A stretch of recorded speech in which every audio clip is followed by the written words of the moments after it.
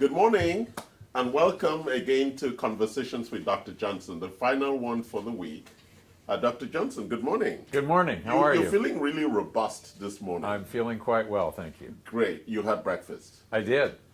I haven't, but he looks much healthier than I do. And for some reason, he blames me for him not having breakfast. I was nowhere in the vicinity. Yeah, and the way he was enjoying his breakfast, that's one of the things he's taught me. If you're going to eat some good things, enjoy it, even if it's sugar. Right, Dr. Johnson? If you're going to cheat, cheat joyfully. Yes. Yes. Yes. Does that apply to all kinds of cheating? Oh, wow. I'm not going to touch that with a 10-foot pole. You could see him like, oh, well, just food cheating, not any other cheating. I have no experience with that, so I don't know what to tell you. Dr. Johnson, I don't believe you. No, it's true. It's 100% true. You don't know, you are a one man, one woman kind of guy? Absolutely. Wow. Yes, absolutely. I honor you. Deep respect for that. Anyway, today we're going to talk about women. We are? Yes, Oh, dear. we're talking about women, our favorite subject. Okay. You and I. Yes. Sure. The women, fascinating. You know, God was really amazing. Brilliant. In creating women. Yes. What would life be without women? Very boring. I know. Yes. So we wanted to talk about women today and hormone replacement therapy, because at some age, women almost stop being women. They almost become like men. And then we invented hormone replacement therapy. So talk to us about this subject we're going to explore. Okay. So there are lots and lots of hormones in the human body, dozens, actually hundreds. Yes. But the big five are estrogen, progesterone, testosterone, DHEA. And these four hormones are in the same hormone family. They're very closely related. Our body produces all of these out of cholesterol. Yeah. Cholesterol is a critically important building block for humans. Okay? You left the fifth one. The fifth one is in a completely different hormone family, and this is thyroid hormone. Okay. It's certainly just as important. Yes. And for almost all of us, we tend to have high youthful, healthful hormone levels till about age 30, and then we are genetically programmed to have declining hormone levels from that point onward, so that we will grow old and die and make room for the next generation. That's why in the old country, you got married at 15 and had all your babies before you got to 30, where your hormones were declining. Karen is already beginning to worry about those issues. Oh dear. Yes. Declining hormones. My hormone levels are actually premium. We haven't measured it. So tell us, how would we know where people's hormone levels were? Well, a simple blood test. Wow.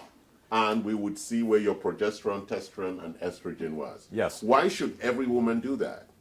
Well, first of all, before I answer that question, let me make an additional comment about progesterone. Progesterone is considered to be the pregnancy hormone because without progesterone, you cannot carry a pregnancy to term. You will have a miscarriage. Yes. Okay? But it has some other very important functions. It's a powerful anti-cancer hormone. It has anti-stress benefits, anti-anxiety benefits. Now, understand here, with all of these hormones, we're talking about biologically identical hormones, bioidentical. I wanted to stop you on the progesterone. Yes. The applicability is same for men and for women, because men also need to take progesterone if they're deficient. In some cases, yes. Yes. Yes. Bioidentical progesterone is very helpful for men with prostate cancer. It's very helpful for men with asthma. It's very helpful for men with migraine headaches. Yes. I am on hormone replacement therapy. Yes. For progesterone, Yes. for testosterone, and for estrogen. Yes. Balancing all those levels. Yeah. Now, for some reason, Yeah. and there are lots of theories why, and we're not sure which theory is correct, but for some reason, we are seeing an absolute epidemic of low progesterone levels, even in teenage women, women in their 20s. So the decline there tends to start. Perhaps at a it's a younger way age. in which God is trying to reduce the population. I seriously doubt that. Yeah, so all these women don't get pregnant anymore. I seriously doubt. They can get pregnant without progesterone. They just can't carry it to term. To term, yeah. Yes. So there's a lot of miscarriages. A lot of miscarriages. All right. yes. So why is there this bad? Why is there this bad? What would I call it? Bad rap, Reputation? yes, around hormone replacement therapy and the whole issue of hormones. Okay. Well, in most cases, the synthetic hormones are very different from the bioidentical hormones. Yes, and tell us what synthetic is and what bioidentical is. Well, synthetic simply means that this hormone is not the same exact molecule as the one that you've been producing all your life but have now become deficient in. It's a molecule that's similar in certain ways and has some of the same actions, but is not the same in other ways, and therefore that leads to a potentially long list of side effects. The big problem with synthetic estrogen is that it tends to promote cancer. Yes. Whether it's breast cancer, uterine cancer, ovarian cancer, cervical cancer, or endometrial cancer, the various female cancers. That's correct. Yeah. Properly prescribed bioidentical estrogen not only does not increase your cancer risk, it actually reduces your cancer And risk. so what's the bioidentical? How is the bioidentical hormones made? Okay. So in the human body, we make those bioidentical hormones from the building block molecule that we call cholesterol. Yeah. Okay. The bioidentical hormones that you get from the compounding pharmacy after we prescribe them for you, the labs take the wild Mexican yam and they... We eat those in Africa. Well, we should eat them all over the world. Yes. And they extract a building block molecule called diosgenin. And in the laboratory, they hook on the appropriate side chains that then turn it into either estrogen or progesterone or testosterone or DHEA. Yes. And I've heard some people say, well, I don't want to take those hormones, I'll just eat more yams. No. Well, unfortunately, it doesn't work because our body has no way to convert this diosgenin molecule into the hormones. And I think, this is a Charles Sinet theory, Okay? that the reason Look out, folks. Yeah, the reason divorce is predominant around the 40, 50, 60 mark is because of this hormonal imbalance. Well, I'm sure that's absolutely a factor in many cases. Absolutely. Because people lose the desire for sex. Yes. Sex becomes more painful. Yes, they tend to get vaginal dryness. Men cannot have erections. And- the most important thing God ever created in life. Erections. I thought it was women was the most important thing. God No, created. after women, he had to create erections. If not, what would have happened? There would be no procreation. Now remember, this is PG. We can't get too No, we're X-rated just here. talking about how babies are made. You need a woman and an erection. And an erection. Not a man. And mostly it comes from men. Preferably with a man attached. Yes, well, yeah, preferably, yes. So God in its whole architect was like, how do we procreate? A woman who has desire and is willing, and an erection. Yes, and the hormones testosterone and thyroid are Yes. very important in producing desire, keeping libido strong. So when a woman has no desire, it's not because she's not in love with a man. It's because she has hormonal challenges. In many cases, that's true. And that's why the guy says, I'm going to have a concubine. Okay, if you say so. I know. The emperors used to do it.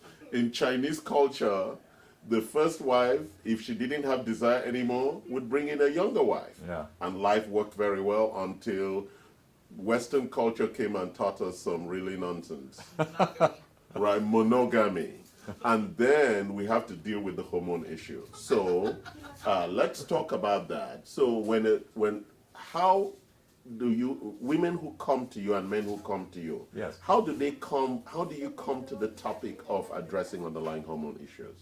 Because people don't come to your office and say, I have a hormonal issue. Well, it's very simple. I ask the patient why they're here. Yeah. How can I help you? Yeah. And They give me their list of complaints, which commonly include fatigue, lack of desire, unimpressive erections, that sort of thing. I love the way you describe unimpressive. Yes. Because my most impressive erections happened when I was 11 or 12. Those morning erections before you go to pee. Yeah. They're like full blown, all out there.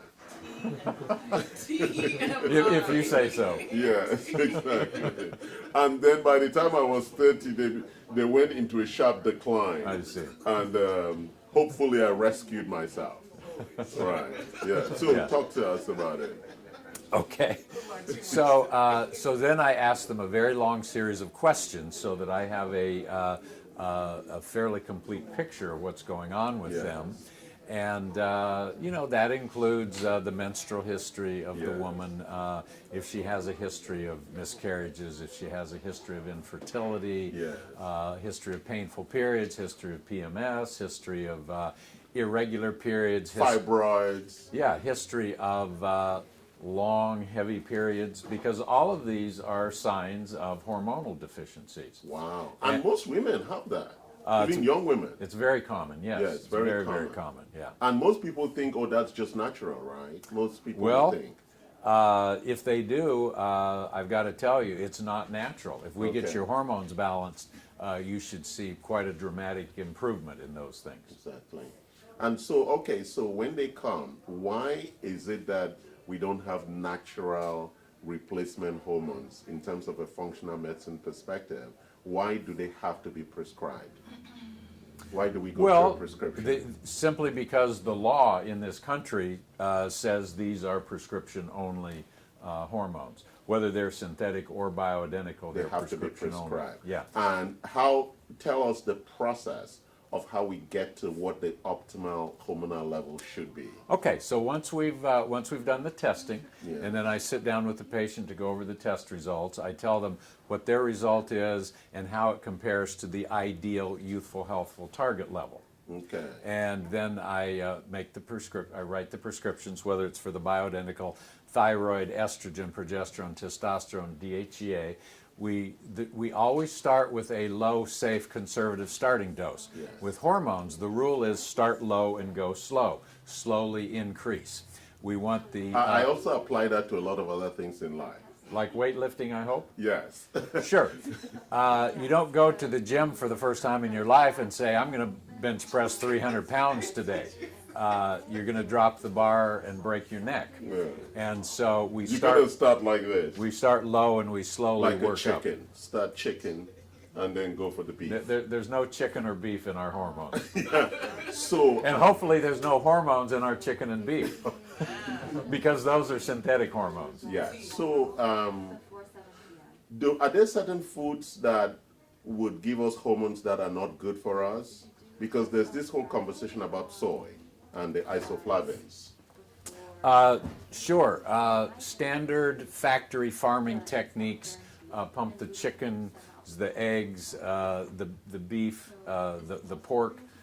They pump them full of synthetic hormones so that they will fatten up faster and they can get them to market sooner. And And therefore, so when we eat that, we get those sure, extra. sure, we absorb And that. then there's this whole issue about xenoestrogens. Yes. Yes. Yes. That come from. Go ahead.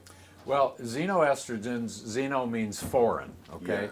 Yeah. They're estrogen-like molecules that have found their way into our modern-day lifestyle. They are present in plastics, they're present in all sorts of shampoos and cosmetics, lipsticks, some toothpaste, etc., etc. Soy has estrogen-like effects. Yes. And I'm not a big fan of soy. In moderation, it can be okay, but it absolutely has to be, no exceptions, organic non-GMO. Correct. Because if it's not organic non-GMO, it will be saturated with pesticides, Yes. which are very bad for us. Yeah, which is how it's grown. So, So back to your to finish the answer to your previous question, how do we get the hormones perfectly balanced? So Yes. we start on a low, safe, conservative starting dose. We retest in a month. Based on that, we start adjusting and fine-tuning. retest in another month, and it typically takes about 3 to 4 months of that process to get everything perfectly dialed in. Okay. Occasionally, we retest in a month and everything's perfect. Okay, that dosage adjustment process is finished. What is perfect? Is it the levels or the performance? The perfect is the ideal youthful, healthful blood test result. Yeah, but what if I'm still not getting an erection? Say. Well, then we're going to have to take extreme measures, aren't we? Extreme measures, hormonal. Right? No, because Well, I'm saying that ultimately we're doing this for a lifestyle outcome. Sure. Yes. Erections are dependent on hormone levels. Yes. They're dependent on blood flow. Yes. So people with blood flow problems, especially diabetics, will tend to have some degree of erectile dysfunction. And in that case, we have to give them something that will improve blood flow. Chelation therapy is one of the most important things we can give, and many men report that it works better than Viagra. There are some supplements, some nitric oxide supplements, and something called arterisol that can also be very helpful. And we have all of those here. Yeah. So, And then there's go the ahead. psychological. Oh, that the performance issue? Sure, sure. Well, is it mostly white men who have that problem? Oh, I'm sure it's just as prevalent among my black brothers. That was a good punchback, my brother. Very good. But Hispanics don't have that problem. Not true at all. Yeah. Not true at all. So all men have Listen, performance problems. One of the huge problems, we're seeing erectile dysfunction in 20-year-olds. Yes, it's huge. What's that about? They still got good hormone levels, they got good circulation. For most of those guys, it has everything to do with porn addiction. Yes. Porn addiction. I agree with you fully on that. Desensitizes your us. desire. Yes. Yes. And Guys you who see, are addicted to porn, very bad. yeah, stop that. Yeah, because if you look at that shit all the time, you can't perform. And performance is the only way to heaven. Wow. Now, there are some men who have a psychological issue. They had one episode of erectile dysfunction, and now they're freaked out, and so the next time they are in the bedroom, they expect it's going to happen again, and it becomes a self-fulfilling prophecy. And so for all those people who can perform, they can call us to Sure. help them. Absolutely. With instructions on performance. Absolutely. So what about women who are diabetic, and is it the same problem they would have? Well, there can be a tendency in that direction. It's much more prevalent in men, but women can have that to some extent as well. And typically for those women, if they rub their female dose of testosterone cream on the genitals Yes. prior to sex, usually it will dramatically enhance Improve the sexual experience. Oh, wonderful. So very important. This is like one of the most important aspects of life. Because without sex, what's the point being alive? Right, Dr. Johnson? If you say so. Yeah, thank you. Well, we want to make you have vitality, have performance. It's important that I have that word there, performance, right? Because if you're not performing, what's the point in life? And hormones are critical for that performance. So Yes. what are your closing thoughts on this? My closing thoughts are, I believe we have a question over here. Oh, all right. What's the question? We have a couple questions. I think you actually answered one. I'm not sure if he's still listening, but he said that the first part of the question was, do men go through menopause too? Because in the beginning you were speaking about hormone replacement for women premenopausal or during menopause. So do men go through menopause? Yes, in men, the male menopause is officially called andropause. Now, female menopause usually happens fairly quickly over a period of a couple of years. Andropause in men is usually more slowly dragged out over a period of a decade or two. Okay. Yes, but Because menopause is that sharp drop yes, in the hormones. andropause is usually more gradual. Gradual. Yes. So he made a comment that said that he was having performance issues, erectile dysfunction. So his PCP told him to take more testosterone, and it didn't work. Does that mean but he also has high blood pressure? Does that mean chelation would be good for him? Well, we can't. Almost certainly, yes. Now, we never know for sure until we do a personalized, in-depth evaluation, but odds are. One of the things we can do, Probably most people have heard of doing an ultrasound test on your carotid arteries to check blood flow to the brain. We can do an ultrasound on the penis, on the penile arteries, and check blood flow there. And he can also come to us for lessons in performance. Because you're the master. I'm going to Grandmaster. defer that to you. And then the last question is, when should women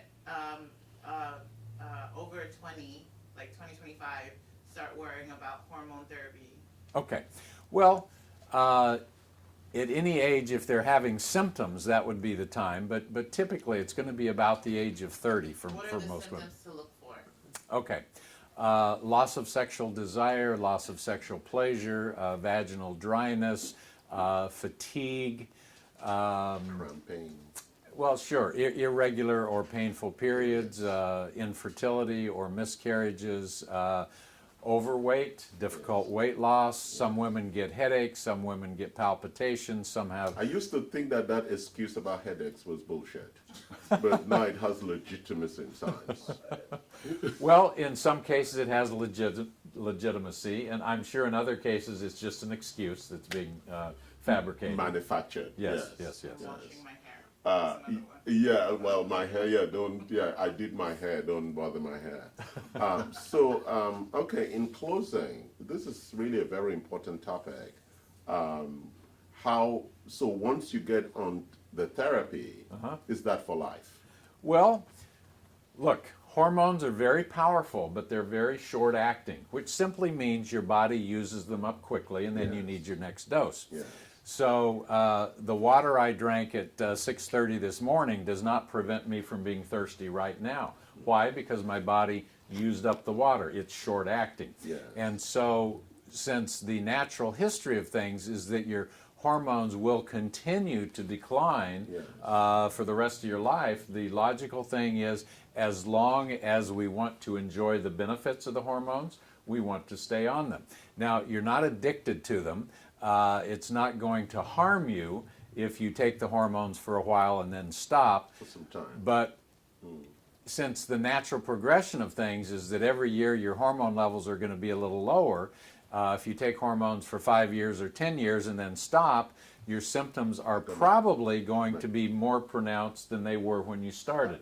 Not because the hormones caused any problem, but just because you're no longer taking those hormones that you need. Yes. We have one more question. So someone asked, in women, do you want your estrogen, progesterone, and Testosterone. hormone levels low? Or does it differ? No, we want those high youthful, healthful levels. So you want all of them to be high? The levels that you would have had at approximately age 30. Yes. We're not ever wanting to overdose anybody on hormones. That's not a good thing. There are optimal levels. Yeah, you can get too much of a good thing. Really? I wasn't sure about that. Go ahead, Dr. Well, Johnson. we'll have more of that discussion later. So for example, estrogen or estradiol is the technical medical term for it, okay? Estradiol, up until menopause, the youthful target is 50 to 100. Beyond menopause, we ratchet down a little bit. Now our target is 35 to 50. So, and that's the only hormone where we change the target range a little bit. Yeah, and we've noticed that there's this upsurge in Viagra, and it looks like men are using that compensatory for erectile dysfunction. Yes. But you don't think that is a good solution, right, long term? Well, in most cases, it's not getting to the true underlying cause. It's a drug treating a symptom. Yes. Now, Viagra seems to work pretty well for about 70% of men. Yes. However, as they continue to take it over time, it tends to lose its effectiveness. Okay. And so it's not really the ideal long-term So solution. the long-term solution is really to look at your underlying hormonal levels. Yes. Yes, Karen, another question? Ileana would like to know if the both of you are currently on hormone replacement therapy. I am. Absolutely, yes. Yes, Dr. Johnson is too. Yes, I'm one of the few doctors that actually practices what he preaches. And I practice it too. Yes. Yes, both of us are, yes. Any other questions? No, I think that's it. Well, thank you for joining and loving us and liking us and performing with us And sharing us. and sharing us. Your hormones are a guide to life. Don't live without your hormones. Come